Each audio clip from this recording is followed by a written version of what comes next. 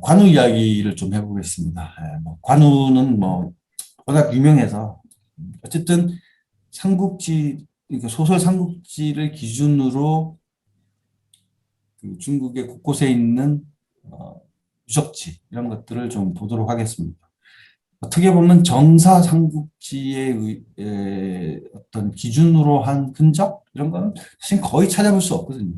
소설 삼국지 소설 삼국지에 대해서는 뭐 별도로 시간을 내서 이렇게 특강을 한 적도 있지만 어쨌든 그 베이징에서 가까운 그 탁주라는 곳에 가면 이렇게 도원 삼결이 이게 있죠. 제가 갔을 때 실제로 이 중국 사람들 세 사람 모여가지고 도원결의를 하고 있더라고요. 요즘도 많이 한다고 하더라고요. 돈만 내면 돈을 좀 내야 됩니다. 돈 내면 이 사회자가 한 명 있어요. 사회자가 그 삼국지에 나오는 한날 한시에 뭐 죽자 뭐 이런 말 있지 않습니까? 그 말을 해주면서 서로 이렇게 수를 따라서 그래서 제일 큰 형, 둘째, 셋째 이렇게 해서 도움결의하고 하는 형식을 하는데 한 10분 정도 하는 것 같아요. 이거 저희들이 봤는데 되게 재밌더라고요. 그리고 이게 이제 사실은 삼이궁 탁주는 이게 세 사람이 유비 관우 장비가 처음 만나는 공간이긴 하지만 장비의 고향이죠. 장비의 고향이고 그렇습니다. 네, 거기 가서 찍은 거고요. 거기에 이제 관우가 등장하는데 그 외에도 여러 곳에 등장하죠. 등장하고 소설에 하면 형주를 지키죠. 형주를 오랫동안 지키게 되고 결국 형주에서 생을 마감하는 그런 인물인 거죠. 관우.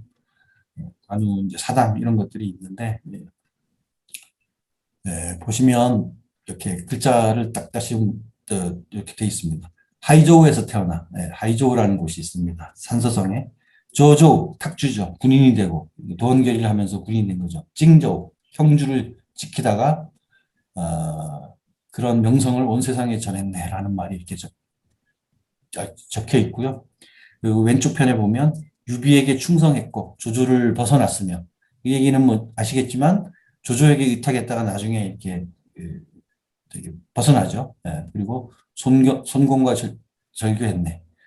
그리고 뒷부분은 이제 삼국지의 기본적인 그 어떤 그 테마죠. 3분 후 머지않아 강토는 다시 하나가 됐네. 이런 얘기들이 쫙 적혀 있는 그 형주의 관제 사당입니다. 관우 사당이고 낙양에 가면 관림이 있습니다. 관림. 그 사실은 무덤인데 무덤 이름에 그 수풀림자를 쓰는 경우, 수풀림자를 쓰는 경우는 딱 두 개인데요. 두 개인데 관우의 무덤을 관림이라고 부르고 공자의 그 공자 후손들의 무덤, 물론 공자의 무덤도 있지만 공림이라고 부르죠. 곡부에 가면 있죠. 치후에 가면 있고 이렇게 있습니다. 참고로 그 티베트에 가면 림자가 붙은 그게 많이 있습니다. 수풀림자가 붙어 있는데 림자가 티베트에서는 곧 사찰입니다. 그래서 저쪽 샹그릴라 가면 운남 쪽에 있는 샹그릴라 가면 송찬님이라고 있는데 대부분 사람들 중국 사람도 마찬가지지만 송찬님사 다 이렇게 부르죠. 우리 대부분 한국 사람들 그렇게 부르는데 역전학 의미가 있는 거죠. 송찬님 부르면 그냥 그 사찰이 되는 건데 굳이 그럴 필요는 없는 거죠. 어쨌든 관님 낙양의 관님은 의관총이죠, 그죠?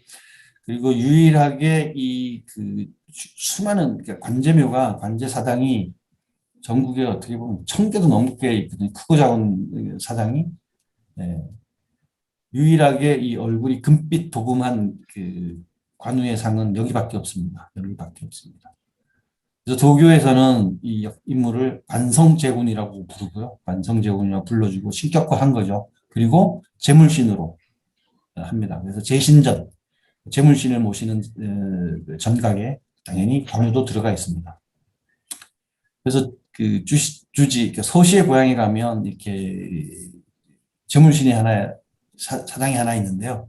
사실은 서시의 고향은 범녀가 같이 나오기 때문에 네 명이 이렇게 있는데 기본적으로 세 명의 제물신은 비간이고요. 가운데 앉아 있는 사람이 비간이고 상나라 말기 상주왕의 충신, 중국에서 가장 위대한 충신으로 불리는 비간 있고 그리고 조공명과 관우가 있습니다. 조공명 역시 상나라 말기 때 사람으로 그 저기 강태공 강태공이 주나라를 세울 때 상나라를 멸망시키 그 주나라를 세울 때 그 전쟁을 벌이는 거죠. 상나라를 멸망시키기 위한 전쟁을 벌일 때 그 적군, 적장이죠. 조공명은 상나라의 장군인데 아주 그 용감하고 얼굴은 새까맣죠. 새까만 사람인데 그러니까 재물신의 재신전에 가서 얼굴 까만 사람은 조공명입니다.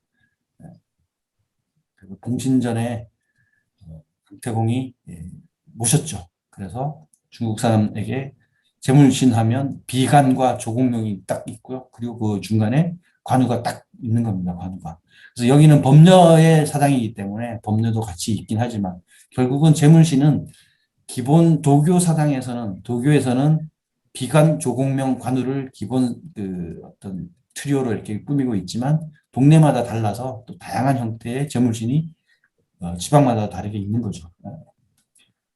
이 관우는 따지고 보면 중국 전 역사에서 뭐 예를 들어 뭐 한 5천 년 역사라고 하면 그 중에서 삼국시대, 삼국시대 세 나라가 혈투를 벌였던 거는 아무리 길게 잡아도 60년이잖아요.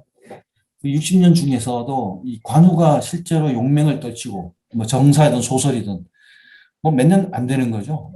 뭐 한 십몇 년 되려나 한 20년 되려나 그런 인물이 지금 중국의 어떤 그 민간인으로서 그 황제 대우를 받고 재물신이 이렇게 된 거는 왜일까요? 딱 하나죠. 민간에서 일반 서민들이 좋아했기 때문입니다. 이게 도교가 됐던 아니면 뭐 어떤 민간 신앙이 됐던 따르는 거죠. 그러니까 얼마나 그 서민들이 백성들이 그동안 살아오면서 그 어떤 그 자연재해나 뭐 흉년이나 고통 속에 있겠습니까?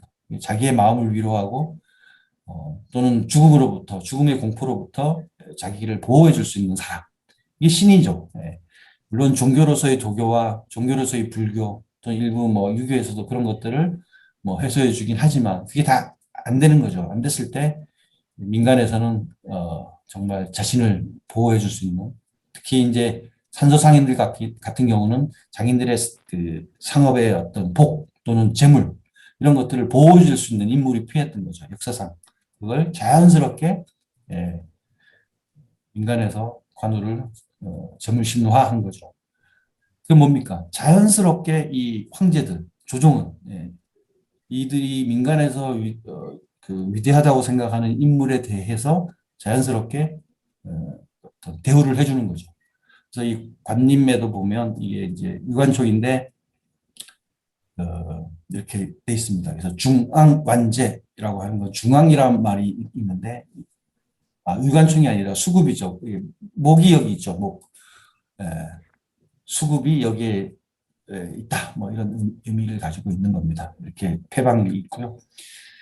여기 보시면 그 아까 말씀드린 것처럼 도구에서 관성제군 또는 관성대제라고 이렇게 칭호를 했잖아요. 칭호를 기본적으로 했는데 여기 나오는 이 글자들은 뭐냐면 청나라가 그 중원을 장악한 이후, 수도를 정한 이후에 베이징의 수도를 정한 이후에 황제들이 관우에 대해서 내린 칭호입니다. 칭호. 그래서 제가 색깔 표시를 이렇게 해놨는데 이게 아마 강희제는 그 따로 이렇게 칭호를 내리지 않았고 충의 신무 아까 옹정제부터 예를 들면 하면 이렇게 충의 신무 관성대제 이렇게 칭호를 내리는 거죠. 예를 들면 뭐 관우의 생일이 됐거나 아니면 관우의 제삿날이 됐거나 이럴 경우에 특별한 행사를 벌여서 주민들을 위로하고 백성을 위무하면서 이런 칭호를 내리고 또 편액도 쓰고 또 이렇게 뭐 건물도 크게 짓고 사당도 넓히고 확장하고 이런 행사들을 계속 벌려나가는 거죠. 그리고 그 다음 행제는 영무 이렇게 더 붙이는 거죠. 그 앞에 말을 버릴 수가 없지 않습니까? 그 할아버지 황제가 쓴 말이니까 충이 신무 영무. 그다음 또 그다음은 인용 뭐 이런 식으로 계속 그 칭호를 넓혀가는 거죠. 네, 넓혀가는 키워가는 거죠.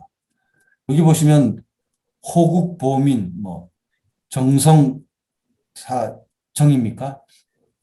이거는 한풍제 때 두 번이나 연속해서 관우를 이렇게 칭호를 붙인 거예요. 그것도 내자. 아시겠지만 청나라 황제 중에서 가장 불행했던 황제가 서태후의 남편인 한풍제였거든요. 한풍제는 아편전쟁을 맞았죠. 태평천국의 밀란에 빠졌죠. 그 다음에 병약해가지고 결국은 그 피서산장에서 죽을 때까지 죽을 때까지 고통 속에서 나라도 점점 쇠락의 길로 빠지는 그런 어떤 열악한 상황에서 이 관우에 대해서 관우가 갖고 있는 그 힘, 그런 민간의 어떤 신뢰를 받는 역사적 인물에 대해서 계속 호칭하면서 그 나라를 일으켜 보려고 하는 뜻을 이렇게 펼친 거죠. 단순히 재물신의 영역을 넘어서 신격화하는 그런 모습들이 많이 있습니다. 그래서 하이조우가 이제 고향인데요. 그 산서성 제일 서남부 쪽에 있는 윈청에서도 한참 1시간 정도 더 안으로 들어가야 됩니다. 네, 안으로 가면 이게 사룡벽이 있고요. 네, 황제가 구룡벽이 있듯이 아무튼 뭐 재밌는 게 사룡벽이 있고 앞에 옹정제가 이렇게 그 하사했던 폐호, 네, 사람과 말이 못 지나가도록 해주는 삼각으로 되어 있는 거고 부한 인물, 이런 편액을 썼는데 편액에 사람 인자도 삐침이 세 개가 있죠. 예, 이런 어떤 파격 이런 것들도 되게 재밌는 이야기들입니다. 어소로 지나서 북송시대 휘종. 북송시대에도 그 관우는 이미 어떤 신격화의 인물이기도 했죠. 네. 그래서 휘종이 그 관우에게 숭령이라고 하는 그 호칭을 붙여주는 거죠. 호칭을 붙여줘서 이 정각 이름은 숭령전이 되고요. 여기에 편액은 권룡제의 신용 이렇게 되어 있습니다.